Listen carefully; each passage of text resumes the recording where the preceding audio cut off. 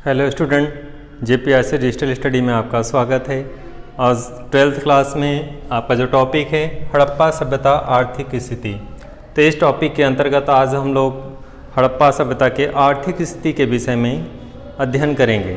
आर्थिक स्थिति होता क्या है? किसी भी सभ्यता, किसी भी समाज का आर्थिक स्थिति उसके विकास का परिचायक होता है। कहने का तात्पर्य है कि जैसे कोई भी सभ्यता हो, कोई भी समाज हो, कोई भी देश हो, अगर आर्थिक स्थिति उसकी सुदृढ़ होगी तो वो समाज, वो सभ्यता, वो देश, वो राष्ट्र विकसित अवस्था में होगा। अगर वहाँ की आर्थिक स्थिति सुदृढ़ नहीं होगी, कमज़ोर होगी, व्यापार और वाणिज्य उतने विकसित नहीं होंगे, तो वहाँ की आर्थिक स्थिति कमज़ोर होगी और वो राष्ट्र, वो देश जो है विकसित अवस्था में नहीं होगा। जैसा कि हम सभी जानते हैं कि हड़प्पा सभ्यता नगरीय सभ्यता थी और उसकी स्थिति सुदृढ़ अवस्था में थी। अगर उसकी आर्थिक स्थिति सुदृढ़ न होती, व्यापार और वाणिज्य उसके विकसित अवस्था में न होते, तो ये सभ्यता इस तरह से विकसित अवस्था में न पाई जाती। उत्खनन सामग्रियों के आधार पे जो चीज़ें प्राप्त होती हैं, जैसे ऊंचे भवन, मकान, पक्की नालियाँ, साफ सफाई की व्यवस्था, चारों ओर प्राचीर की व्यवस्था, किलेबंदी। कहने का तात्पर्य जो भी चीज़ें दिखाई देती हैं वहाँ पे उत्खनन में जो भी चीज़ें प्राप्त होती हैं, उसके आधार पे क्या निष्कर्ष निकलता है कि वहाँ की आर्थिक स्थिति काफ़ी बेहतर थी, काफ़ी सुदृढ़ अवस्था में थी, जिसके कारण जो है ये सभ्यता बहुत ही विकसित अवस्था में थी। तो इस तरह से हड़प्पा सभ्यता की आर्थिक स्थिति काफ़ी सुदृढ़ थी। इसका व्यापार, इसकी कृषि, इसकी पशुपालन व्यवस्था इस तरह से थी कि ये सभ्यता जो है बहुत ही विकसित अवस्था में थी। इसके व्यापार वाणिज्य के विकसित होने के कारण यहाँ पे लोग संपन्न थे, सुखमय जीवन जी रहे थे, व्यापार और वाणिज्य प्रगति अवस्था में था। तो आइए हम अपने विषय वस्तु को आगे बढ़ाते हैं और हड़प्पा सभ्यता के आर्थिक जीवन के विषय में अध्ययन करते हैं। सबसे पहले हड़प्पा सभ्यता के संदर्भ में, आर्थिक स्थिति के संदर्भ में हम लोग जो अध्ययन करेंगे कृषि एवं पशुपालन। देखें, साक्ष्यों में जो उत्खनन सामग्री प्राप्त हुई है, उत्खनन सामग्री में जैसे लकड़ी के कह सकते हैं उसमें मिले हैं। वर्तमान समय अब तो नहीं है, जैसे हल होते थे, अब तो ट्रैक्टर से जुताई होती है। परंपरागत जो साधन थे वो बैलों से जुताई होती थी, तो उसमें जो है हल का प्रयोग किया जाता था। तो उस टाइम में यहाँ पे लकड़ी के जो है छोटे छोटे खिलौने मिले हैं, लकड़ी के हल मिले हैं और खुदाई के साक्ष्य भी मिले हैं। राजस्थान कुछ क्षेत्रों में खुदाई के मतलब जुताई के साक्ष्य मिले हैं और उत्खनन में भी जो है लकड़ी के इस तरह से क्या मिले हैं, हल मिले हैं। तो उनके आधार पर ज्ञात होता है कि कृषि कार्य जो है हल के माध्यम से किए जाते थे और ये कृषि कार्य के अंतर्गत उनके व्यवसाय में कह सकते हैं कि हड़प्पा सभ्यता का जो मुख्य व्यवसाय है वो क्या था? कृषि था। ये महत्वपूर्ण प्रश्न है, एग्जाम में, बोर्ड एग्जाम में पूछता है कि हड़प्पा सभ्यता का मुख्य व्यवसाय क्या था? कृषि था। आगे हम लोग चलेंगे। उत्खनन सामग्री में कृषि की पुष्टि होती है। जो भी साक्ष्य मिलते हैं, जैसे कई स्थानों पे जुते हुए खेत मिलते हैं, बहुत सारी सामग्रियां मिलती हैं, जिसके आधार पे ज्ञात होता है इसकी इस काल में इनका जो मुख्य व्यवसाय क्या था? कृषि था और कृषि कार्य उन्नति अवस्था में था। आगे हम लोग इसी में देखेंगे खाद्यान्न फसलें इनकी क्या क्या थी। हड़प्पा वासियों के खाद्यान्न फसलें क्या क्या थी? तो गेहूं था, जौ, दाल, चना, तिल, चावल, बाजरा और कपास आदि की कृषि कार्य ये लोग करते थे। तो इस तरह से खाद्यान्न फसलों में गेहूं, जौ, दालें, चना, तिल, चावल, बाजरा और कपास थे। ये इनके क्या थे? प्रमुख फसलें थी। पशुपालन में लोग पशुओं को पालते थे, जिसमें गाय, बैल, भैंस, सुअर, हाथी और गैंडे का ज्ञान भी था इन्हें। उद्योग धंधों के संदर्भ में हम लोग चर्चा करेंगे। उद्योग धंधों में ये लोग मिट्टी के बर्तन बनाते थे, हाथी दांत के भी जो है बहुत सारे खिलौने बनाते थे, हाथी दांत के आभूषण बनाते थे। तो इस तरह से मिट्टी के बर्तन थे, मिट्टी के खिलौने थे, मिट्टी के बहुत सारी सामग्रियां मिली हैं उत्खनन से, मूर्तियां मिली है मिट्टी की पकी हुई। जौहरी का भी काम उन्नति अवस्था में था और ये लोग हाथी दांत के मूर्तियां बनाते थे, खिलौने बनाते थे, हाथी दांत के आभूषण बनाते थे, जो विदेशों को निर्यात करते थे। निर्यात में देखें दो चीज़ें हैं, आयात और निर्यात। जो हम विदेशों से वस्तुओं को व्यापार के रूप में मंगाते हैं, उन व्यापारिक वस्तुओं को क्या कहते हैं, जब मंगाते हैं तो वो आयात है, और जब हम उसे बेचने के लिए या व्यापार के रूप में जब विदेशों को भेजते हैं तो उसे क्या कहते हैं, निर्यात कहते हैं।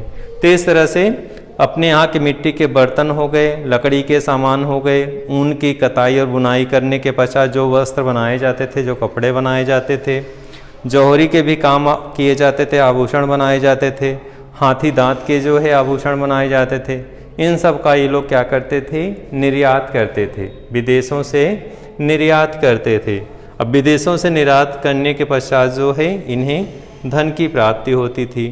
तो व्यापार के अंतर्गत इसमें हम लोग देखेंगे कि इनका व्यापार जो था देशी और विदेशी दोनों तरीके का व्यापार था। अब देशी व्यापार क्या है, देशी व्यापार देश की सीमाओं के अंदर किए जाने वाले व्यापार को देशी व्यापार कहते हैं। तो इस तरह से एक राज्य से दूसरे राज्य में जो देश की सीमाओं के अंतर्गत व्यापार होता था उसे क्या कहते हैं, देशी व्यापार कहते हैं। यहाँ पे विदेशी व्यापार आया है। विदेशी व्यापार का तात्पर्य है जो देश की सीमा से बाहर दूसरे देशों को किए जाते थे, विदेशी व्यापार कहलाता है। तो इस तरह से दूसरे देशों के साथ जो देश की सीमाओं से बाहर का व्यापार क्या कहलाता है, विदेशी व्यापार कहलाता है। तो दो तरीके का व्यापार था, देशी और विदेशी व्यापार था। व्यापार में परिवहन के साधनों का भी प्रयोग किया जाता था। अब देशी व्यापार है यानी देश की सीमा के अंदर जो व्यापार किया जाता था, देश की सीमा के आंतरिक व्यापार को देशी व्यापार कहते हैं। अब इसके अंतर्गत व्यापार के लिए, चूँकि व्यापार के लिए कोई ना कोई परिवहन के साधन होना आवश्यक है, बाजार तक जब तक वस्तुएं नहीं पहुंचेगी उन्हें बेचा नहीं जा सकता। तो इस तरह से वस्तुओं को बेचने के लिए, बाजार तक पहुंचाने के लिए देशी व्यापार के अंतर्गत बैलगाड़ी और पशुओं का प्रयोग किया जाता था, जिससे बाजार तक वस्तुओं को पहुंचाया जा सके और उनको बेचा जा सके। अगली कड़ी में इसी में विदेशी व्यापार था। विदेशी व्यापार अभी आपने जाना कि ऐसा व्यापार जो देश की सीमाओं के बाहर दूसरे देशों से जो किया जाता है उसे विदेशी व्यापार कहते हैं। विदेशी व्यापार में परिवहन के साधन जो थे वे जल परिवहन थे। तो इस तरह से नावों के माध्यम से व्यापार होता था। अगले क्रम में हम लोग इसी में चलेंगे। विदेशी व्यापार में जो बहुत सारी धातुएं थी वे विदेशी व्यापार से दूसरे देशों से मंगाया जाता था। तो कहने का तात्पर्य है कि हड़प्पा वासियों का व्यापार विकसित अवस्था में था, वैदेशिक संबंध उनके अच्छे थे, विदेशों से व्यापार होता था, जिसके कारण उनकी आर्थिक स्थिति काफ़ी सुदृढ़ अवस्था में थी। अब विदेशी व्यापार में क्या क्या था, चांदी है, चांदी जो है अफगानिस्तान से मंगाया जाता था। तो विदेशी व्यापार के अंतर्गत चांदी अफगानिस्तान से आयात किया जाता था। नेक्स्ट है इसी के अंतर्गत सोना है। सोना आंतरिक भागों में यानी दक्षिण भारत से आयात किया जाता था। अगला है तांबा। तांबा राजस्थान से आयात किया जाता था या मंगाया जाता था कह सकते हैं। टीन है, टीन अफगानिस्तान से आयात किया जाता था। इसी क्रम में फिरोज़ा है, फिरोज़ा को अफगानिस्तान से आयात किया जाता था। सीसा है, ईरान और अफगानिस्तान से आयात किया जाता था। लाजवर्द है, ये भी अफगानिस्तान से आयात किया जाता था। तो कहने का तात्पर्य है कि इन सभी बिंदुओं पर ध्यान देने के पश्चात क्या स्पष्ट होता है कि हड़प्पा वासियों की आर्थिक स्थिति सुदृढ़ अवस्था में थी।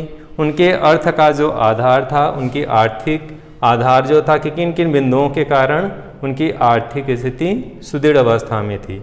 तो कृषि का योगदान था, कृषि कार्य करते थे। उस टाइम में सिंधु नदी के किनारे कृषि कार्य उन्नत अवस्था में था। तो इस तरह से हड़प्पा वासी जो थे पूरी की पूरी सभ्यता जो थी विकसित अवस्था में थी और उनका कृषि के साथ साथ पशुपालन, उद्योग धंधे, विदेशी व्यापार विकसित अवस्था में था, जिनसे उनकी आर्थिक स्थिति इन सभी बिंदुओं के कारण सुदृढ़ अवस्था में थी। डियर स्टूडेंट, इस विषय वस्तु को यहीं समाप्त करते हैं, आर्थिक सभ्यता और आर्थिक स्थिति को। अगले क्रम में हम लोग इसी क्रम के अंतर्गत राजनीतिक जीवन के संदर्भ में चर्चा करेंगे कि हड़प्पा वासियों का राजनीतिक जीवन कैसा था। आर्थिक जीवन के पश्चात राजनीतिक जीवन है। राजनीतिक जीवन के अंतर्गत इसी में अध्ययन हम लोग कर लेंगे। तो अगला क्रम में है हड़प्पा सभ्यता का आर्थिक स्थिति, इसी क्रम में है राजनीतिक जीवन, राजनीतिक जीवन या राजनीतिक स्थिति दोनों रहेगी।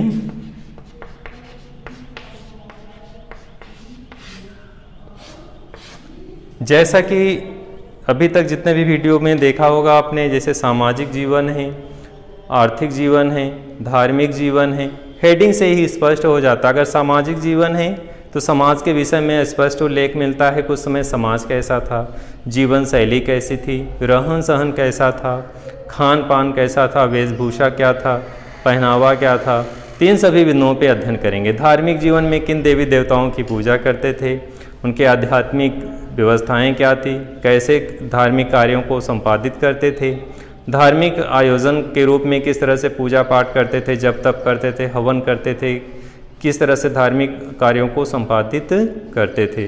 तो जैसे सामाजिक जीवन में समाज से संबंधित है, धार्मिक जीवन में धर्म से रिलेटेड जुड़ी हुई बातें हैं, आर्थिक जीवन में पशुपालन, कृषि और व्यापार है, इसी क्रम में राजनीतिक जीवन है। अब डियर स्टूडेंट, राजनीतिक जीवन के अंतर्गत चूँकि अभी तक जो भी जैसे आप किसी समय के विषय में, किसी सभ्यता के विषय में जानकारी प्राप्त करते हैं या किसी काल के टाइम के विषय में कि आज से 1000 साल पहले यहाँ पे शासक कौन शासन करता था, तो उस जानकारी को प्राप्त करने के लिए आप किताबों के माध्यम से जानकारी प्राप्त करते हैं।